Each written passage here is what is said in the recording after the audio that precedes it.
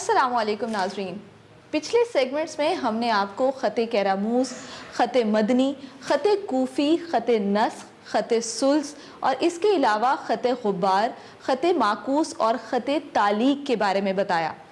آج کے اس سیگمنٹ میں فقیر صاحب، جو اردو ہم لکھتے ہیں، ہماری جو عام زبان ہے جس میں ہم لکھتے ہیں، اس خط کے بارے میں آپ نے ہمیں بتانا ہے کہ یہ خط کون سا ہے۔ آج جو ہم بات کریں گے یہ سب سے مشکل ترین اور سب سے نایاب ترین خط ہے۔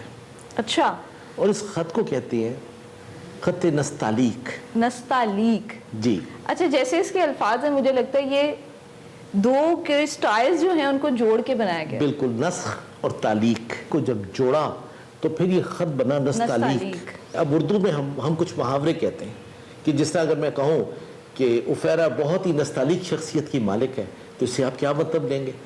یعنی کہ پریسائز، خوبصورت اور جس میں کوئی بھی جھوڑ نہ ہو، جس میں کوئی بھی غلطی کی گنجائش نہ ہو۔ اچھا، تو نستعلیق کی آپ کو ہسٹری سناتے ہیں۔ جو نستعلیق کے جنہوں نے ایجاد فرمائی ان کا نام تھا میر علی تبریزی۔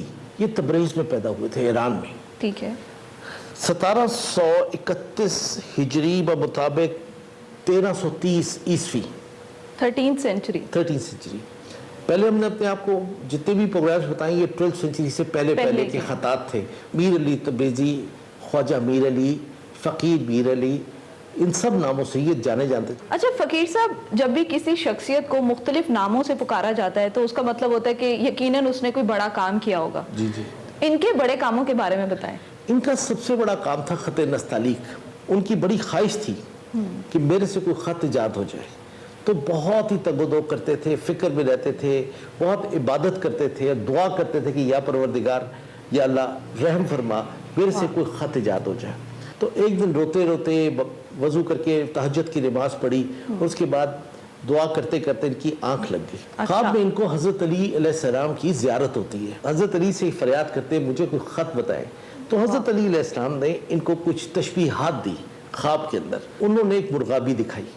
مرغابی اور مرغابی کا خط سے کیا تعلق ہے؟ مرغابی کے خط سے تعلق ابھی آپ کو بتاتا ہوں۔ پھر ان کو خواب میں نظر آئی ایک تلوار۔ اچھا، پھر خواب میں نظر آئی ایک کمان۔ جب خواب سے بیدار ہوئے تو انہوں نے مرغابی بنائی۔ وہیں سے مرغابی سے آپ عین اور مختلف اس کی باڈی کے فلو سے اب ہماری جس طرح عین پڑتی ہے مرغابی کا چہرہ، اور اس حوالے سے اب جس طرح تیغ ہے، تیغ ہوتی ہے تلوار، بالکل اگر آپ غور سے دیکھیں تو یہ بھی تلوار ایک لگی ہوئی ہے، تو یہ بالکل ایک تیغ کی طرح ہوتی ہے۔ تو ان تشبیہات سے میر علی نے حضرت علی کی گائیڈنس کے نیچے ایک خط ایجاد کیا۔ اس میں سے کچھ لفظ نسخ کے تھے اور کچھ تعلیق کے تھے۔ تو جناب یہ جو نستعلیق انہوں نے ایجاد کی، وہ نستعلیق اتنی ایران میں پسند کی گئی کہ وہ نستعلیق پھر دنیا میں پھیلی۔ پرشین، اردو دونوں کی دونوں نستعلیق ہیں۔ اور یہاں پر آ کے، لاہور میں آ کے یا ہندوستان میں آ کے نستعلیق میں تھوڑے سے فرق پیدا ہوئے۔ اس وقت کے بادشاہوں نے اور عمراؤں نے اور اس نستعلیق کو سپورٹ کرنا شروع کر دیا۔ سرکاری خط نستعلیق ایران میں ہو گیا۔ اب وہ اتنا مشہور خط ہوا، اس کی پاکیزگی، اس کی خوبصورتی، اس کے اندر جو اس کے نقطہ ڈالنے کا انداز، اس کا الف کھینچنے کا انداز، اس کی ہے بنانے کا انداز، اس کی عین بنانے کا انداز، اس کا اور میم کی کش بنانے کا انداز اتنا خوبصورت انہوں نے کیا کہ اس سے خوبصورت خط کوئی ایجاد نہیں ہو سکا۔ میر علی تبریزی کے اپنے ہاتھ کا جو خط ہے وہ ہمارے پاس یہاں پہ یہ موجود ہے۔ یہ جو خط یہاں پر موجود ہے یہ کتنا پرانا ہوگا؟ یہ ہوگا کوئی تقریباً 1350 کا یا 60 کا، اور ہمارے جو پاکستانیوں کا ہے وہ ہے خط نستعلیق لاہوری۔ جی اچھا، آپ نے بات کی خط نستعلیق لاہوری۔ اکثر جیسے آج کل کے دور میں اگر ہم دیکھیں، جب ہم کمپیوٹر پہ یا فون پہ جب ہم اردو ٹائپ کرتے ہیں تو اس میں بھی آتا ہے نستعلیق۔ کیا یہ وہی نستعلیق ہے؟ بالکل نہیں۔ تو فقیر صاحب، نستعلیق کے علاوہ آج آپ ہمیں اور کیا دکھانے والے ہیں؟ نستعلیق ایران سے بنی، میر علی تبریزی نے بنائی۔ ٹھیک ہے۔ اب اس کے بعد جو سب سے بڑا ایران میں نام ہوا ان کا نام تھا عماد الحسنی۔ عماد الحسنی یہ صفوی دور کی بات ہے۔ صفوی جس طرح ہمارے ہاں یہاں پہ مغل دور ہے، ایران کے اندر صفوی دور ہے۔ شاہ صفوی نے، شاہ محاسب نے शाहनामा फिरदौसी लिखा नाम था। शाहनामा फिरदौसी जी। और वो क्या था? शाहनामा फिरदौसी दुनिया की सबसे महंगी तरीन किताब साबित होती है। दुनिया की महंगी तरीन? शाहनामा फिरदौसी दुनिया की सबसे महंगी तरीन किताब क्यों होती है? क्योंकि जो ईरान का सबसे बड़ा शायर था उसका नाम था फिरदौसी। अच्छा।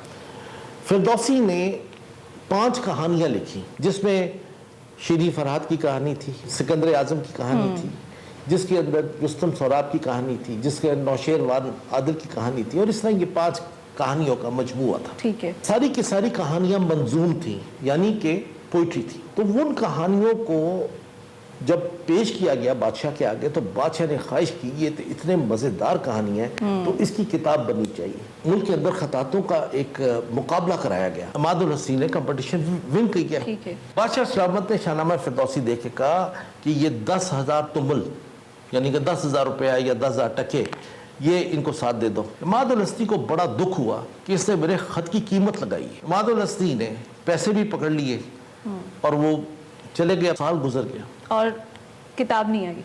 किताब नहीं आई। और जब पता किया तो इमादुल हस्नी ने 10 अशार लिख के उसको दे दिए। और कहाँ वो बात कर रहे थे पूरी किताब लिखने? पूरी किताब लिखने की। और उन्होंने बादशाह सलामत को कहलवा भेजा, शाह तमासिब को, कि जनाब जो आपने कीमत लगाई हो उस कीमत के हवाले से ये 10 अशार आते हैं। उसका यही बनता है। उसका यही बनता है। ठीक है।